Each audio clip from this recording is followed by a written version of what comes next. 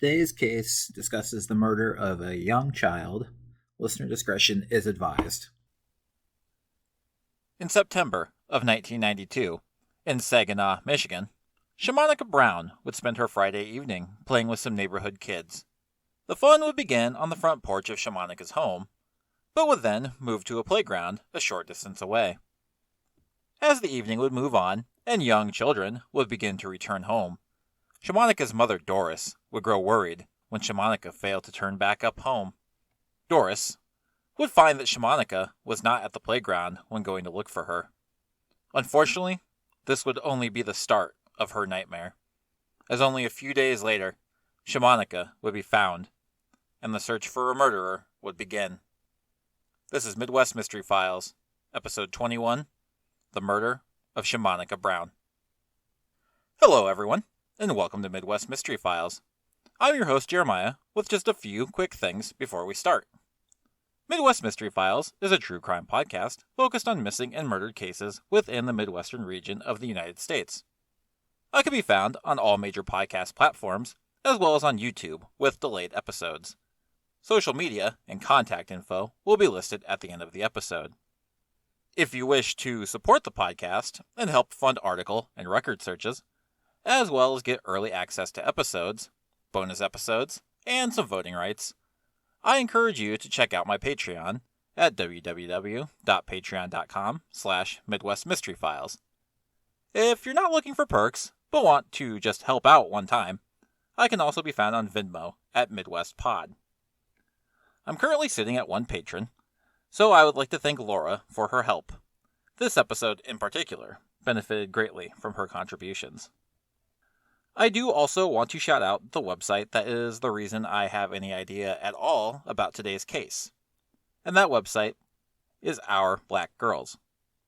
Our Black Girls, started by journalist Erica Marie, is a comprehensive database of unsolved missing and murdered cases involving black females in the United States.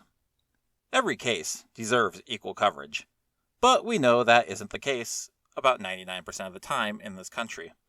And, much like with Indigenous cases that we talked about in Larissa Lonehill's case, a majority of these cases involving black women and girls have gone underinvestigated and underreported in the media.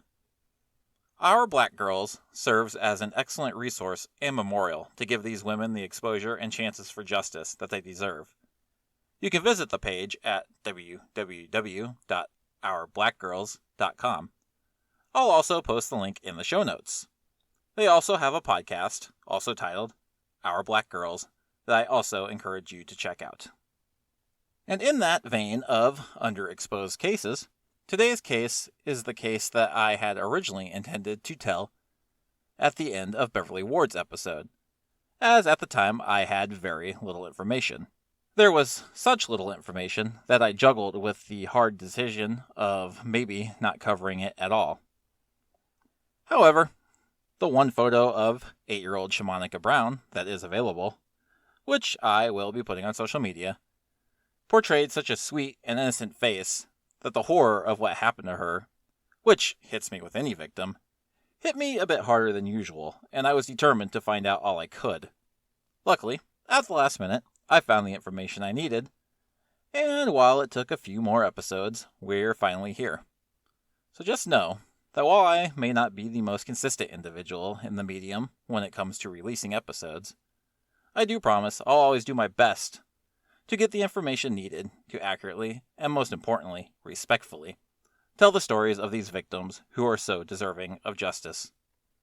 With that said, on to today's episode.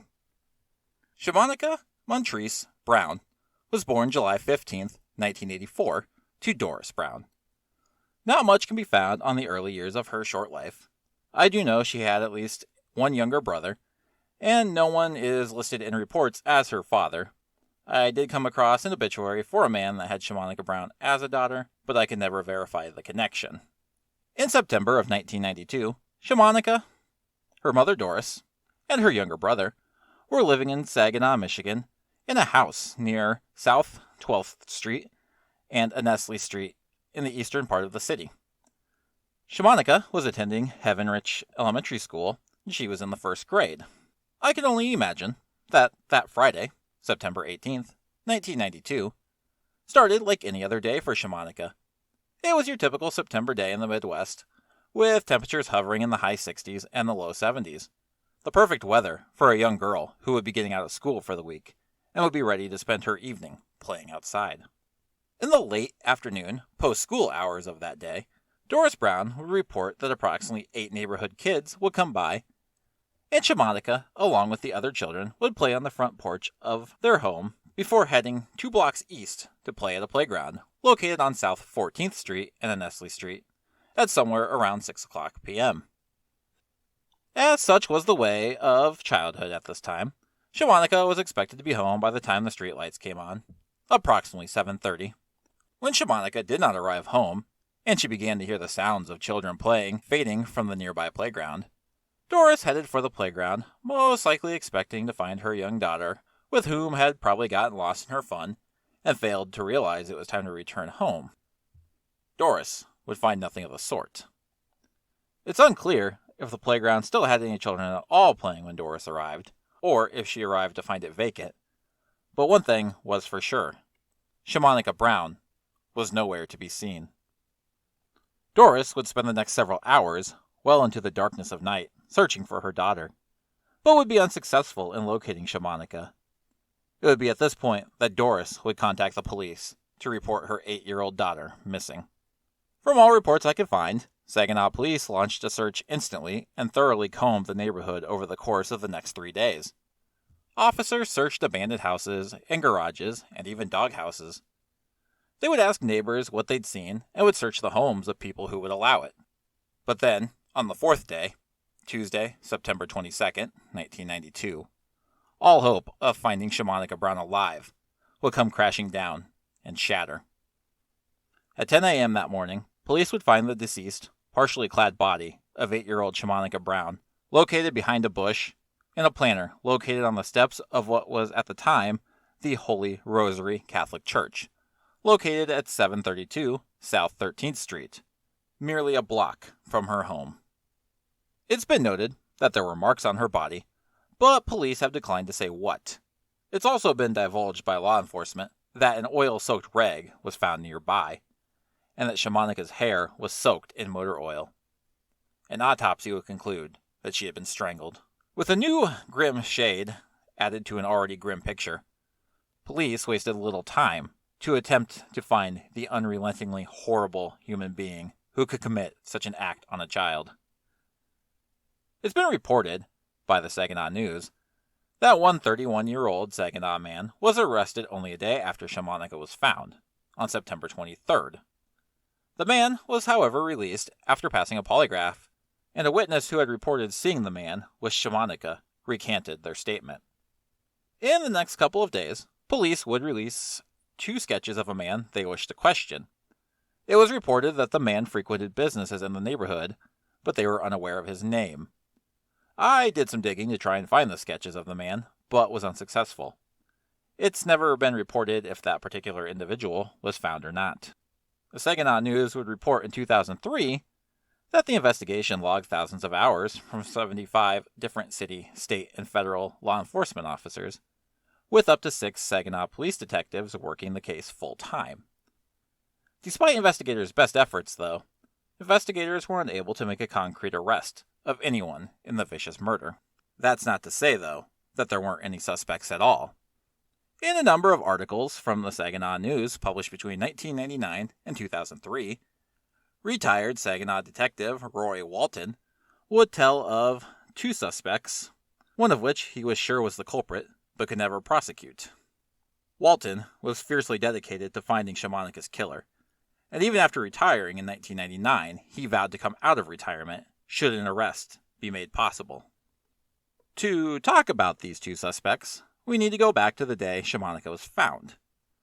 We stated before that a man was arrested the day after, but was released almost immediately after passing a polygraph test and a witness recanting their statement. While that initial arrest was made from a witness testimony, something far more tangible was found at the murder site. I already noted the oil-soaked rag found near Shamanica's body, but aside from that, something else was found as well: paint chips and solder. The chips didn't match anything on the building to which Shamanica was found by, so it was clear to police that her murder had most likely occurred elsewhere. While the oil, paint chips, and solder seemed a major mystery off the bat, their origin would be quickly found. It's unclear what led investigators to the 4-floor house turned apartment at 1902 Annesley Street, whether it be proximity, as it was clearly visible from the location that Shamanica was found, or if they were tipped off. But this is where the suspects would reside, and the home of the substances from the crime scene would be found. In a garage outside the building, investigators would find a pan of motor oil, pools of oil on the floor, and paint and other paint chips that matched the ones found on Shamanica's body. Inside the building, officers would zero in on 3 men who lived together. In the basement living space of all 3 men, police would locate a weight bench, and on that they would find solder. Solder that matched that found on Shamanica. Out of these 3 men, one would be cleared almost immediately as a suspect, as he had a solid alibi. This would leave the other 2 as prime suspects. These 2 have never been named, although Detective Walton has dubbed one of them as Jack. I will refer to him as such, with the other being referred to as Suspect 1. It's been noted in one article that there was DNA found at the scene of the murder, but while it was not able to positively identify either man as the killer, it also could not eliminate them as suspects. In a June 2003 Saginaw News article, in which Detective Roy Walton and Saginaw County Prosecutor Michael Thomas were interviewed, Suspect 1 was described as being a 42-year-old male with a history of sexual assault. The other man, Jack, a man in his early 40s at the time of the murder, has a little more said about him. According to Detective Walton, Jack had served time in prison in an Alabama prison in the 1970s for manslaughter as well as breaking and entering. Walton would further state that a woman who lived in the neighborhood would eventually come forward and tell detectives that she had seen Shamanica Brown walking and holding hands with Jack. When the woman asked Shamanica where she was going, the young girl didn't answer her. It would turn out that the woman had waited and avoided police for 2 years because she feared for her own safety because of Jack's violent history. Walton would go on to tell the Saginaw News that in 1997, he spoke with one of Jack's relatives in prison, and the young man alleged that Jack had told him that he killed Shamanica. Another imprisoned relative, who was attempting to strike a plea deal, also told Walton that Jack had confided in him that he had killed Shamanica. According to Walton, both men would be administered polygraph tests. Suspect 1 would be found inconclusive, and Jack would be found to be lying. To this, Walton would tell the Saginaw News, quote, "We interviewed Jack early on, and I knew he was lying. The case should have gone to jury for determination." He would also note, quote, "A whole lot of people in law enforcement agree that Jack was the culprit. I hung on a couple of years to try and close the case." Walton took all his evidence to the prosecutor's office in an attempt to get them to issue a warrant to charge Jack with murder. Due to the evidence being largely circumstantial, though, they refused to issue a warrant. The idea of who the actual killer was does appear to be a point of contention between Detective Walton and Prosecutor Michael Thomas, with Thomas telling the Saginaw News, quote, "Roy has always felt that Jack was involved. Other investigations suggested it was another guy. I know of no other names. We never felt we had enough evidence to charge either one of them. Quite frankly, that was one of the problems of the case. This was a thoroughly tested process. We couldn't sustain our burden of proof. We're not going to charge someone who didn't do it. There was some good, credible evidence referring to the other guy." Thomas would also state that he didn't believe both men were directly involved in the murder, but that it was possible Jack knew something about the girl's death. While the 2 men have disagreements on the main culprit, they do agree that regardless of who it was, they most likely knew the neighborhood at the bare minimum, but most likely lived there and knew of Shamanica. Walton has also noted a lack of cooperation from people in the neighborhood who he feels may know something but refuse to come forward due to fear of retaliation. Walton would tell the Saginaw News in September of 2002, Quote, I know for a fact that there are several people in this community who know what happened to this little girl. Should one or several of those people speak up, I'm quite certain we would be able to get a warrant. We're so close. I've seen a lot of dead people, and it's all unfortunate. But this is a child. It was wrong, and it's absolutely wrong for people to have knowledge and not share it. I can't understand how you could know something about a child being killed, an innocent child, and not tell someone. Unfortunately, if either man was responsible for the murder of Shamanica Brown, they both took it to their graves. Suspect 1 died 3 months after Shamanica's murder. Jack would go to prison in 1997 on federal charges of owning a gun as a felon. He would then pass away at the age of 54 in April of 2003. No cause was specified for either person's death. To this, Roy Walton only had to say, quote, as a police officer, I failed Shamanica. While things seem grim on the hope of Shamanica ever getting true justice she deserves, and with part of that being due to the fact that people who may have known information about the murder chose to not come forward, that's not to say that family and members of the community didn't do their part to raise awareness or keep Shamanica's memory alive. In the early days, after Shamanica was found, her grandfather, Jimmy Lee Brown, offered a $500 reward for information about the murder.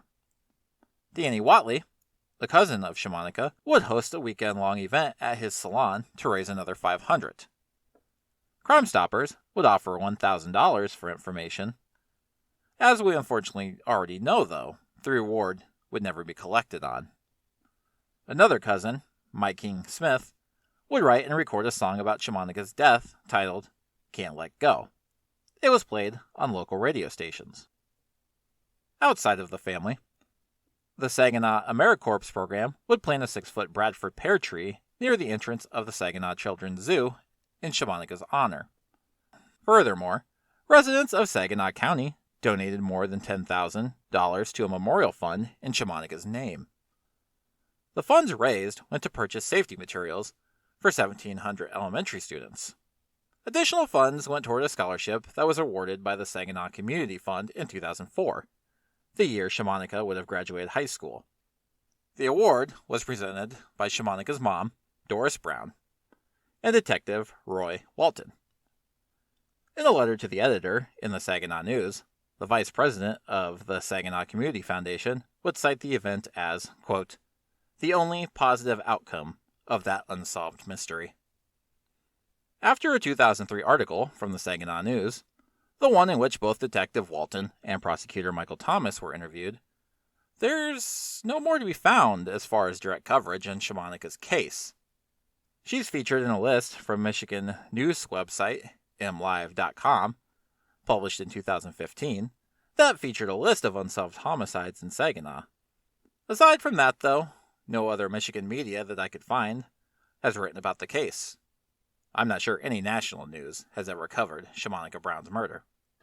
Overall, after the death of Jack in the case, it seems like any focus from the media or even local authorities on Shamanica has wavered, with a few Reddit posts, Our Black Girls, and a few Facebook posts taking up the slack to keep the case alive.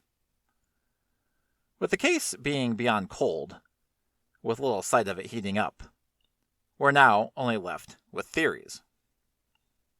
From what I can tell, there's never been any other theory among investigators other than the one pertaining to the two aforementioned men, Suspect 1 and Jack, which concluded that one of the two men were responsible for Shamanica Brown's murder.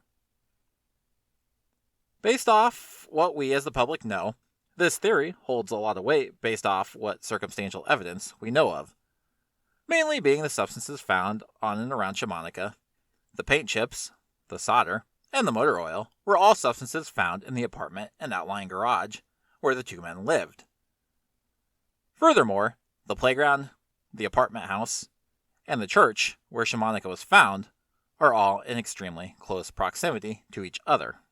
According to reports, the playground was located on the corner of Annesley and South 14th Streets.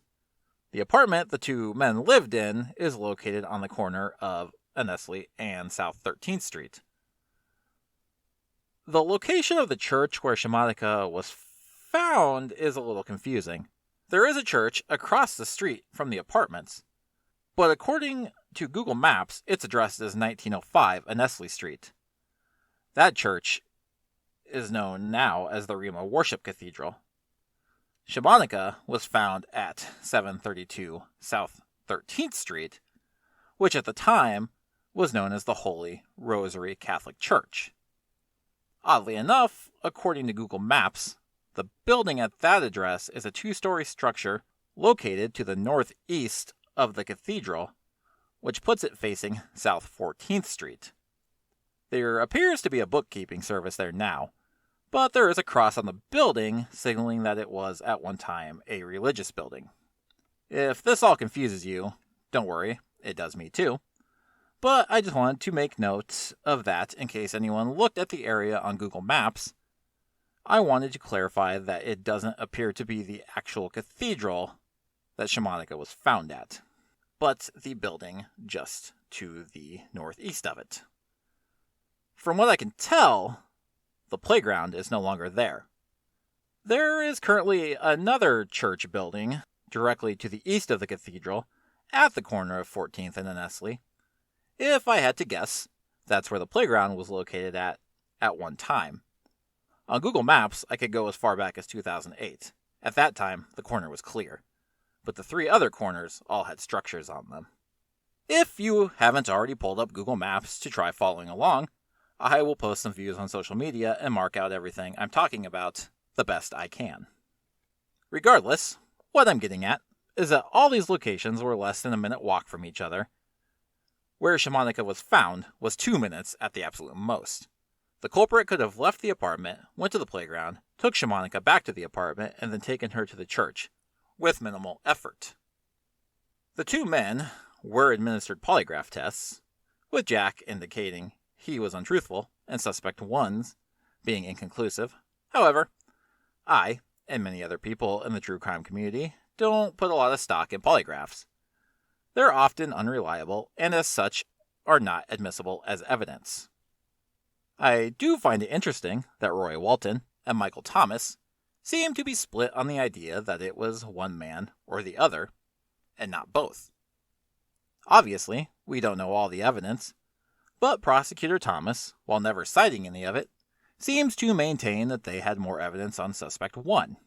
Detective Walton, while not ever being overly specific, is a little more lax when talking about Jack, citing a witness who saw Jack with Shamanica, 2 family members confessing that Jack told them he did it, and several other alleged individuals who Walton claimed had information but would refuse to come forward. I'm not going to speculate the reason why, as I don't have anything to direct me to a conclusion, but I have always wondered what was in the evidence that seemed to have both men believing that only one of the suspects could be responsible, with each official having a differing opinion on who they believe did it. Doris Brown also appears to believe Jack is the culprit. While the Saginaw News was supposedly never able to get a hold of her, per statements in their articles, Doris did write a letter to the editor in 2002 on the 10-year anniversary of Shamanica's death, in which she states that her and Roy Walton know who did it.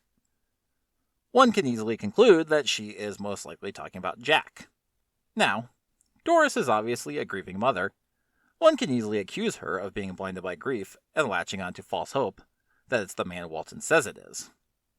But you have to think, she lived in that same neighborhood. She probably knew these individuals, or at least knew of them, and probably heard the same things Walton did from local people. This was all in her backyard, and it only makes sense she could also have a reliable and firm belief in who took her daughter from her. I do want to note, while speaking about Doris, that at the time of Shamanica's murder, there were several rumors going around that Shamanica was killed to pay a drug debt that Doris had. Detective Walton has confirmed himself that there was never any basis in those rumors.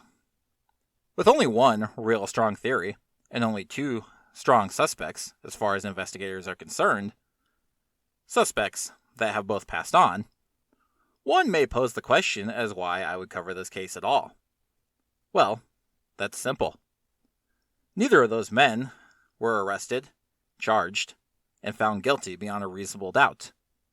Whatever evidence there was, prosecutors unfortunately felt it wasn't enough to press charges. Whether that was the right call or not, I can't imagine it was easy, knowing you could be that close, but not being sure you can pull the trigger. This means, though, that while it most likely was one of these two men, there's still a chance that Shamonica's killer is out there, and that someone holds the knowledge as to who that person is. Whether it's information that brings a new suspect to light, or information that finally confirms what investigators and Doris Brown have known this whole time, it's beyond time Shamonica's family was given the absolute closure to this tragedy that they deserve. This September will mark 30 years since Shamanica was ripped from this world. I've spent a lot of time talking about Suspect 1, Jack, and even Detective Roy Walton. Unfortunately, much like Beverly Ward, not much has been put out there about Shamonica's personality, what she liked to do for fun, or what she might have wanted to be when she grew up. Whatever it was she wanted to be, though, she unfortunately never got to be it. She never even got to change her mind several times before deciding as a young woman. No. Instead, she went out on a beautiful fall night, a night that should have been full of fun and cheer. And at least one depraved individual, if not two, felt it was their right to strip her innocence from her before taking her life. And in that moment, a daughter, a sister, and a cousin was stolen from those who loved her so dearly. Shamanica should have turned 38 years old this month. July 15th was her birthday. From what I can tell, this area of Saginaw was rougher than some others, and I know that sometimes in areas such as that, it's common for people to keep quiet, even when it means solving a crime. In this case, though, if Detective Walton is correct, and people aren't talking that know something, I find it impossible to excuse them. Knowing what happened to that little girl, I can't imagine how one could stay quiet. I don't know if someone who knows something is listening to this, but if you are, I know. I'm just a guy scolding you through a microphone. Not much of a threat. But I implore you to finally say something. After 30 years, who do you really have to betray? Or to be afraid of? If it was Jack or the other guy, they're long gone.